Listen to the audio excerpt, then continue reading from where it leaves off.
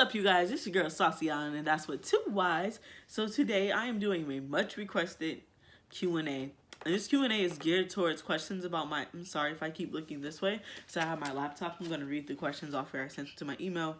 But these questions are geared towards my natural hair and what I do to maintain it, or just questions that people have for naturals in general. So we're going to dive right in. So first question, how long is my wash day process? Girl, that's on 2 days. Because it's 2 days because I have a very intense process with my hair because my scalp is dry, my hair follicles will stay moisturized, but I really have to lock in the moisture.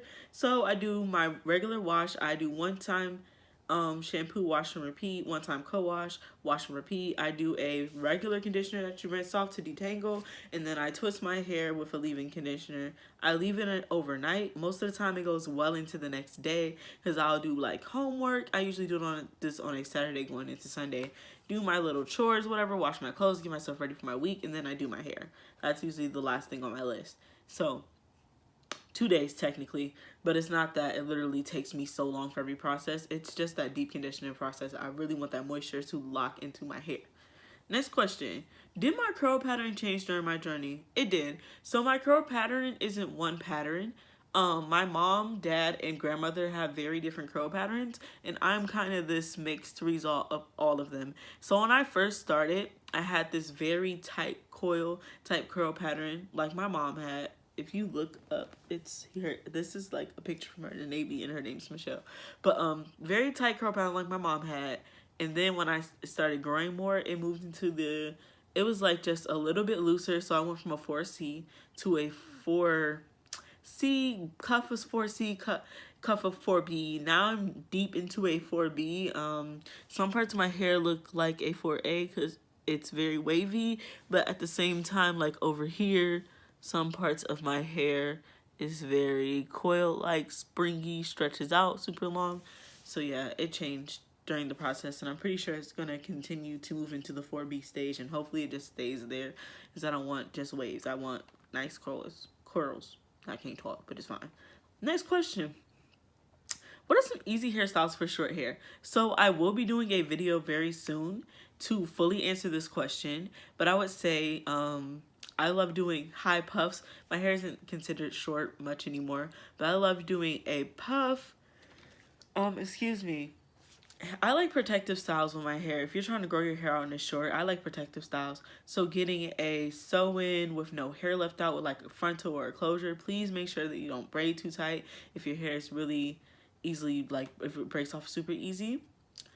Things like braids, stuff like doing a twist out. A twist out's cool because you can part it however and it's a new style, or sometimes you can do a twist out just to get a cute curl pattern going on your hair, a curl pattern look, and you can just go from there and build off of that. But I will be doing a video very soon on easy hairstyles for short hair and just easy hairstyles for our beginner naturals. If you're like me, you just don't want to invest a lot of time during the styling process, because once you got there after a fresh wash day, you're just like, oh my god, why? It takes so long. So next question, how long have I been natural? So I've technically been natural since my junior year of high school, but I wasn't doing anything to my hair. And I'm going to answer a question inside of a question, because my next question is doing absolutely nothing to your hair considered natural? And this is what I was doing at first, because in essence, if I'm going to naturally let my hair grow, then doing nothing to it is technically being natural, right? But it's not suggested. I would never suggest somebody like, yep, go natural, girl, do nothing to your hair, it's going to grow. Technically, it might grow some, but it definitely would not grow as much as if you're doing the right process to your hair. So if you learn about your hair processity, learning about how well, that means learning about how much moisture it can absorb, and just learning what really works for your hair and what makes it grow. By just the trial and error process, I can suggest things and methods, but it's really going to be about you taking maybe about a month or so and seeing, hey, does my hair respond well to this? Is it staying moisturized? What is it really doing? So my junior year, that answers my second question about being natural or not, if you do nothing. But to answer, I've been technically natural since my junior year, but I was doing nothing to it for real. And by the time I moved into my senior year into the bonus year I had to do with high school because of early college, I was more so doing the right things, but my hair was still extremely heat damaged, extremely stringy. And it wasn't until I got to college I believe I cut my hair. Get a phone call because I used my phone to record, and I got a phone call from my mom. But back to what I was saying. So I cut my hair off about April 16th, and that's when I feel like I really went natural because I stuck to not putting any heat on it. I cut it off, and honestly, I was really uncomfortable at first with my hair being that short. I had to grow into it, and I got a sew in with no hair left out. Excuse me for scratching. But I immediately, for the first 3 or 4 months of me being natural, I locked my hair away under protective styles, kept it really moisturized. Every once in a while I would do a wash and go on the days, because I was in Atlanta, Georgia. It was really hot down there, so I could do that. And yeah, I really went natural fully August 16th, 2018. Wow. But technically my junior year of high school, so my hair had been used to no heat for quite some while. I think that's all the questions off of that one. Also did a question poll on Instagram Live. One of my questions is, should I do a big chop before going natural, or does it not matter? I would say that I can't answer that question with facts, but I can answer that question from experience, because I told you I went natural and then I chopped my hair. So it really just depends on, one, how much damage has been done to your hair, heat damage or chemical damage. Also, it goes back to taking that experimental period. Experiment with your hair, see if it's reacting well to being natural, if there's any progress. And I suggest if there's no progress, girl, let them dead ends go. Let that dead hair go. Let the chemically processed hair, damaged hair go, because it's better to do that, to start fresh with your hair and give it a good chance at growing. And for some people, it's a really great emotional release. I know for me, I was in a new space, going through something new. I'm like, I need to let go of everything dead on me, everything old, let go of just everything that doesn't need to be there. And my dead hair, my heat damaged hair was part of it. So it really helped for me to just let it all go and start new. And also, if you're scared too, I know it's kind of scary because, like I said, I was uncomfortable at first. Girl, do it and get you a natural. Go get you a wig. Buy you a wig. Get you some braids.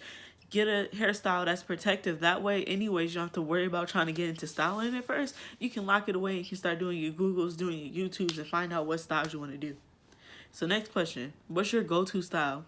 A twist out. I know if nothing else in this world worked for me, honey, I perfected my twist out method. The twist out lasts a good 3 to 4 days, and we can do what we gotta do. So yeah, like I said, if nothing else in this world works for me as a hairstyle, I know that if I do this twist out, she's gonna pull through. So twist out is my go-to style. Next question is, what is your favorite leave-in conditioner? I am very picky when it comes to favorites, but I do have my OGs. If nothing else works, these are gonna work. As I Am, as a more expensive, I love As I Am because it works for me. It locks in moisture, but it's not super thick. Because I also like the shade, the Cantu Argan Oil leave-in conditioner. It's less expensive. It works, but it's real thick. It's real thick with 2 C's. So sometimes I don't feel like fighting and mixing with water and all that stuff. But when I'm doing my twist out process, both of those are key staples in my moisture. So next question is, what is a hair care routine for a guy like me? African has no clue what to do with their hair and take care of it. Do I know this person? Oh, I know him. Boom. So a good hair care routine is just really any hair care routine that works for you, and most women do. A lot of men don't pay attention that much to hair, I feel like, because they don't want to be fashioned off as this pretty boy status, or feel like their masculinity is being questioned for taking too long. But think about it. Guys they have natural hair. They're technically a part of the natural hair movement, especially black guys. So I would say invest in a couple good things. Invest in a good sulfate-free shampoo. So invest in that. Also a nice leave-in conditioner, because most guys are lazy and they're just not going to want to rinse their conditioner out. So that can help. And also follow up with an oil after your cream conditioner. So something that's light, that won't really weigh your hair down, like a coconut oil. They also have a lot of natural hair pomades for guys. So look into stuff like that. And also, if you just know me personally, if you want a personalized hair care routine so I can really talk you through it, you can just message me and I'll help you one-on-one, and we can figure that junk out together. So boom, next question. If you could pick any hair company to be sponsored by, who would it be? So I feel like when I first read this question off the bat, I was gonna say Shea Moisture. I call him Shea Millie. But I really don't think I'd pick Shea Moisture just because their hair products don't really work that well for my hair. I like their their shampoo. I think that's another question. What's your go-to shampoo? It's the Jamaican Black Castor Oil Strength and Regrow Shampoo by Shea Millie. But I feel like for overall hair products, they don't really work for me. So I would say Cantu or As I Am because a lot of their products work for me. And I feel like I could confidently say like, hey, buy these products because it works on 4B, 4C hair. Next question is average price point on everyday essential products. So to figure this question out, the answer to this, I basically decided to look at because I don't, of course, do my hair every day. But at the same time, I just went to my go-to style, what's a twist out. So how much would that cost? So we're going to run it down for you. So I use the Cantu Argan Oil Leave-In Conditioner. That's one of my conditioners I use. That's $5.97. These are all prices coming from Walmart because that's what's closest to me, and that's usually I go to get it. As I Am Leave-In Conditioner is next, which is $11.60, more on the expensive side. Cantu Coconut Curling Cream, $5.97. Cantu Shea Butter and Tea Tree Oil. It's just it's an oil blend. It's what I use to go in between my parts. That's $5.49. I'm bougie, so I got the Cantu Denman brush for $7.99 at Target, and then Carol's Daughter hair milk for $11.97 to refresh my curls. So you're looking at about $56 after tax. So technically, of course you don't use the whole thing. So like my twist out technically doesn't cost $56. It's about $56 after tax, but it's expensive. Basically, it's real expensive. Natural hair is an investment. Please believe that. So that's actually it. That's all my questions. So if there's any questions that weren't answered or anything you're wondering based off of the questions I did answer, drop me some stuff in the comments. Let me know what you want to know, and I will let you know. And I can either just comment back or I can message you. So yeah, thank you for watching. And remember, this is your girl, Saucy Ellen, and that's with 2 Y's. Go ahead and subscribe. Follow my socials. I will drop my socials below where I drop more information about my hair, where I post more about my hair, and that way you can keep up.